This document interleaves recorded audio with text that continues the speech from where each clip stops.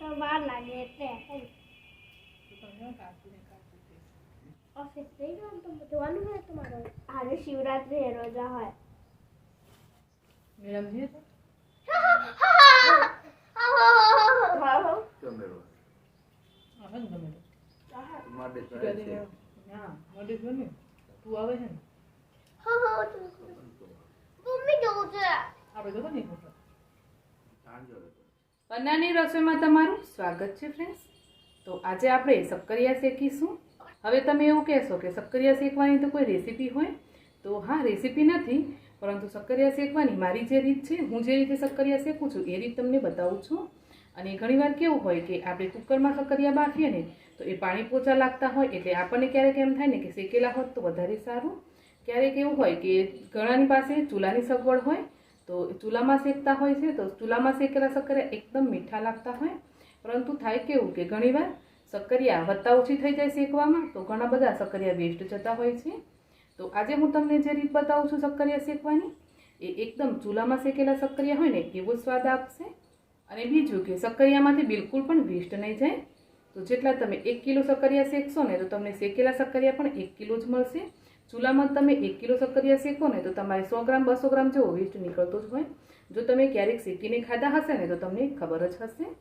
મારી પાસે છે ને ચૂલામાં શેકવા માટે પણ સગવડ છે, તો હું 1-2 શક્કરિયા ચૂલામાં શેકીને તમને બતાવીશ કે એમાંથી કેટલો વેસ્ટ નીકળે છે।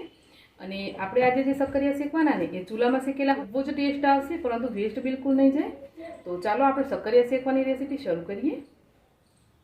શક્કરિયા મેં અહીંયા શેકવા માટે 1.5 થી 2 કિલો જેટલા લીધા છે। તમારે જેટલા પણ લેવા હોય એટલા તમે લઈ શકો। અને ચૂલામાં જ્યારે આપણે શક્કરિયા શેકીએ ને ફ્રેન્ડ્સ, ત્યારે કેવું હોય, આ રીતે આપણે પતલા શક્કરિયા ચૂલામાં શેકીએ ને તો આપણને બહુ વેસ્ટ જતો હોય છે। અંદરથી માવો છે ને એ બિલકુલ પણ નથી નીકળતો, અને આ છોતરા બાજુથી ઘણું બધું એવું બળી જતું હોય। ક્યારેક કેવું થાય કે આપણે આ રીતે જાડા શક્કરિયા હોય એ ચૂલામાં શેકવા હોય તો એ વચ્ચેથી ક્યારેક કાચા પણ રહી જતા હોય। તો આજે હું તમને જે રીત બતાવું છું ને એનાથી આ રીતે પતલા શક્કરિયા શેકશો કે જાડા શક્કરિયા શેકશો, બંને રીતના શક્કરિયા છે ને એ પરફેક્ટ શેકાશે, અને કોઈ પણ શક્કરિયામાંથી બિલકુલ વેસ્ટ પણ નહીં નીકળે। તો ચાલો શક્કરિયા આપણે શેકવાનું શરૂ કરીએ। તો શક્કરિયા શેકવા માટે તમારે સૌથી પહેલાં શું કરવાનું, જેટલા પણ શક્કરિયા લેવા હોય એટલા લઈ લેવાના, અને શક્કરિયાને પહેલાં પાણીથી બરાબર ધોઈ નાખવાના। શક્કરિયાની ઉપર બિલકુલ પણ માટી નહીં રહેવી જોઈએ। શક્કરિયા શેકવા માટે આપણે આ રીતે બાટીનું કુકર લેશું। તો અહીંયા મેં બાટીનું કુકર પહેલેથી જ આ રીતે ગેસ ઉપર ચડાવી દીધું છે। કુકર છે ને એ સરસ ગરમ થઈ ગયું છે।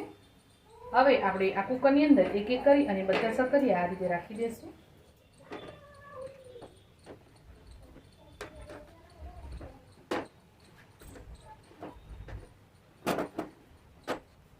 જાડા શક્કરિયાને વચ્ચે રાખવાના, પતલા શક્કરિયાને કિનારી પર રાખવાના। તો જાડા શક્કરિયા છે ને એ વધારે હીટ વચ્ચે આવતી હોય ને એટલે એ શેકાશે, અને આ છે પાતળા એ કિનારી પર હશે તો એ પણ શેકાતા જશે। આ રીતે આપણે બધા શક્કરિયા બાટી કુકરની ઉપર ગોઠવી દેવાના। હવે ઢાંકણ ઢાંકી અને આપણે શક્કરિયાને શેકાવા દેશું। આ રીતે બરાબર ઢાંકણ ઢાંકી અને તમારે શક્કરિયાને 1-1 મિનિટે ફેરવતા રહેવાનું અને સરસ શેકવાના।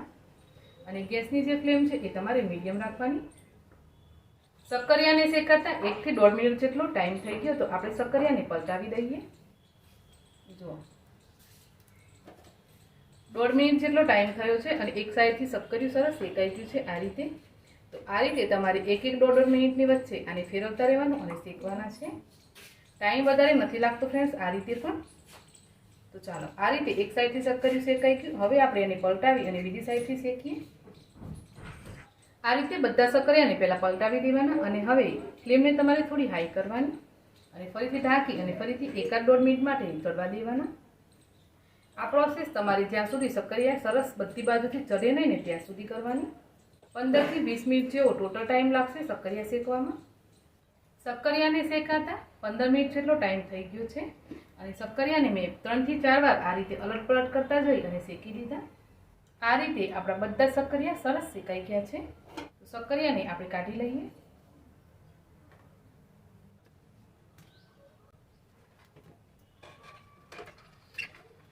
જો તમને એવું લાગતું હોય કે શક્કરિયા શેકાયા કે નથી શેકાયા એ કઈ રીતે જોવું, તો તમારે આ રીતે ચપ્પુ અંદર નાખીને જોઈ લેવાનું।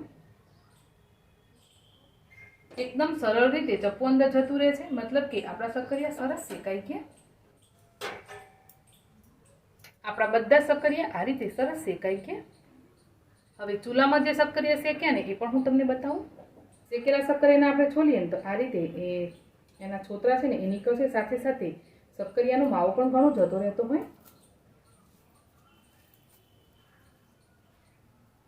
આ રીતે હાથ પણ કાળા થાય અને આ રીતે માવો પણ ઘણો વેસ્ટ જતો હોય છે. બાટી મેકરમાં શેક્યા ને એ સક્કરિયા હું તમને છોલીને બતાવું.